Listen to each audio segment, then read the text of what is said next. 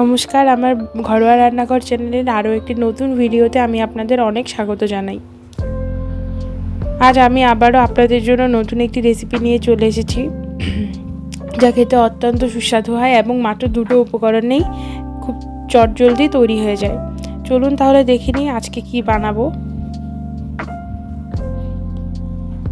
প্রথমেই একটি কড়াই গরমে বসিয়ে দিলাম, তারপর কিছু পরিমাণ বাদাম নিয়ে নিলাম এবং সেগুলোকে পরিষ্কার করে নিলাম। তারপর গরম কড়াই সেগুলো দিয়ে ভেজে নিলাম।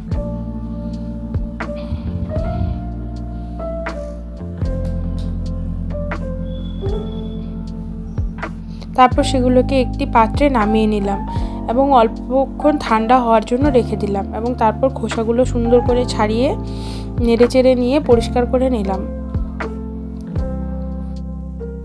এখন আমাদের চিনির শিরা বানাতে হবে, তাই একটি কড়াই বসিয়ে তার মধ্যে কিছু পরিমাণ চিনি ঢেলে দিয়ে গ্যাসের আঁচটা একদম কমিয়ে দিয়ে আস্তে আস্তে করে নেড়ে চেড়ে চিনির শিরাটা বানিয়ে নিলাম।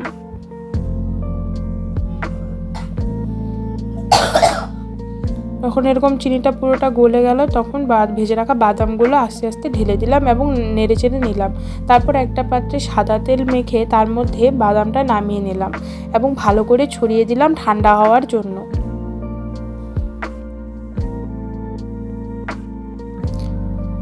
তারপর সেগুলোকে আস্তে আস্তে করে সুন্দর করে বরফির মতো করে ছুরি দিয়ে কেটে নিলাম।